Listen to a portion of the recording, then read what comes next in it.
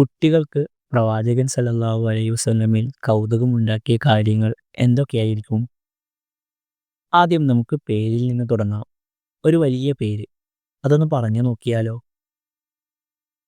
Muhammad ibn Abdillah ibn Abdul Muttalib ibn Hashim ibn Abd Manaf ibn Qusai ibn Kilab ibn Murrah ibn Ka'b ibn Lu'ayy ibn Ghalib ibn ഫഹർ.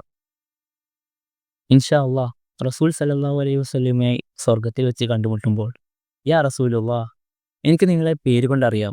Muhammad എന്ന് മാത്രമല്ല, നിങ്ങളുടെ പൂർവ്വപിതാക്കന്മാരുടെ പേരും എനിക്കറിയാം. അപ്പോൾ നിങ്ങൾ തമ്മിൽ നല്ലൊരു ബന്ധമുണ്ടാകും. ക്രിസ്തുവർഷം 570 പ്രവാചകൻ ജനിച്ചത്. 40-ാം വയസ്സിലാണ് പ്രവാചകത്വം ലഭിച്ചത്. മക്കയിൽ 13 വർഷം നിന്നു. അതായത് 40 മുതൽ 53 വയസ്സ് വരെ പ്രവാചകൻ എന്ന നിലയിൽ മക്കയിലും 63 വയസ്സ് വരെ 10 വർഷം മദീനയിലും ഉണ്ടായിരുന്നു. ഇനി കുട്ടികളുടെ കാര്യം എടുത്തു നോക്കാം. ചില മുഖങ്ങൾ കാണുമ്പോൾ കുട്ടികൾ വല്ലാതെ കരയും. മറ്റു ചില മുഖങ്ങൾ കാണുമ്പോഴോ അവർ സന്തോഷിക്കും.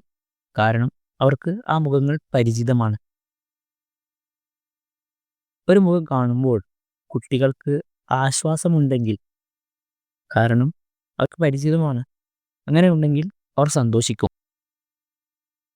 റസൂൽ സല്ലല്ലാഹു അലൈഹി വസല്ലമയുടെ മുഖം കുട്ടികൾക്ക് കാണാൻ ഇഷ്ടമായിരുന്നു. അത് മനോഹരമായിരുന്നു. അൽ ബറ ഇബ്ൻ അസീബ് ഉദ്ധരിച്ചൊരു ഹദീസ് ആണതിൻ്റെ തെളിവ്. റസൂലിനെ ഇതുവരെ കണ്ടിട്ടില്ലാത്ത ഒരു സ്വഹാബി അദ്ദേഹത്തോട് വന്ന് ചോദിച്ചു, അകാന വജ്ഹു റസൂലില്ലാഹി സ്വല്ലല്ലാഹു അലൈഹി വസല്ലമ മിസല സൈഫ്? റസൂൽ സല്ലല്ലാഹു അലൈഹി വസല്ലമയുടെ മുഖം മൂർച്ചയുള്ള, എല്ലാം വെട്ടിമുറിക്കുന്ന വാള് പോലെയാണോ? അദ്ദേഹം പറഞ്ഞു, അല്ല, ചന്ദ്രനെ പോലെയാണ്. ഒരു കുട്ടി ചന്ദ്രനെ നോക്കുമ്പോൾ ഒരു വാളിനെ നോക്കുന്ന പോലെ തോന്നുകയില്ലല്ലോ. ഒരു ബോംബോ ഒരു സ്ഫോടന വസ്തുവോ ആയി തോന്നുകയില്ലല്ലോ. ഒരു തോക്കോ ആയി തോന്നുകയില്ലല്ലോ. ഒരിക്കലുമില്ല. അവൻ സമാധാനത്തോടെ സന്തോഷത്തോടെ നോക്കും. ഇനി പ്രവാചകൻ സല്ലല്ലാഹു അലൈഹി വസല്ലമയുടെ നല്ല കറുത്ത വൃത്തിയായ മുടി നോക്കാം. 60-ാം വയസ്സിലും ഇത്രയും ഭംഗി. കുട്ടികൾക്ക് അദ്ദേഹം വൃദ്ധനായിരുന്നില്ല. നേരെ മറിച്ച് തങ്ങൾക്ക് എന്തും പറയാൻ പറ്റുന്ന ഒരാളായിരുന്നു. തങ്ങളോട് കളിക്കാനും തമാശ പറയാനും പറ്റിയ ഒരാൾ. അതുകൊണ്ട് തന്നെ കുട്ടികൾ അദ്ദേഹത്തെ വളരെയധികം ബഹുമാനിക്കുകയും ഇഷ്ടപ്പെടുകയും ചെയ്തിരുന്നു. ഇനി ആ കണ്ണുകളിലേക്ക് നോക്കാം. കറുപ്പിനേക്കാൾ കറുപ്പായ കൃഷ്ണമണിയും വെളുപ്പിനേക്കാൾ വെളുപ്പായ ബാക്കി ഭാഗവും. ചുവന്ന നിറമോ ഒന്നും ആ കണ്ണിലുണ്ടായിരുന്നില്ല. ആ വെളുത്ത കണ്ണുകളുമായി ചിരിക്കുന്ന റസൂലിനെ ഒന്ന് ആലോചിച്ചു നോക്കൂ. എത്ര മനോഹരം, എത്ര സുന്ദരം. മറ്റൊരു ഹദീസിൽ അബ്ദുല്ലാഹ് ഇബ്നു ഹാരിസ എന്ന കുട്ടി പറയുന്നു, മാ റആനി റസൂലുള്ളാഹി സ്വല്ലല്ലാഹു അലൈഹി വസല്ലമ ഇല്ലാ തബസ്സും ഫീ വജ്ഹി. റസൂൽ സല്ലല്ലാഹു അലൈഹി വസല്ലമ എന്നെ എപ്പോൾ കണ്ടാലും ചിരിക്കും. ആ ചിരിക്കുന്ന കണ്ണുകൾ എത്ര മനോഹരമാണ്. ഈ ചുണ്ടുകൾ നോക്കാം. അത്യാവശ്യം വീതിയുള്ള ചുണ്ടുകളാണ്. അദ്ദേഹം സംസാരിക്കുമ്പോൾ എന്തായാലും ശ്രദ്ധിച്ചു പോകും. എന്ന് പറയുമ്പോൾ നിങ്ങൾ എന്തായാലും കേൾക്കും, അതുറപ്പാണ്. നിങ്ങളോട് എന്തെങ്കിലും പറഞ്ഞാൽ നിങ്ങളത് ശ്രദ്ധിച്ച് കേൾക്കും. ഒരു ബധിരനെ പോലും ചുണ്ടുകൾ നോക്കി കാര്യം മനസ്സിലാക്കാൻ സാധിക്കും. നാറ്റമുള്ള വായ ആയിരുന്നില്ല അദ്ദേഹത്തിൻ്റെത്.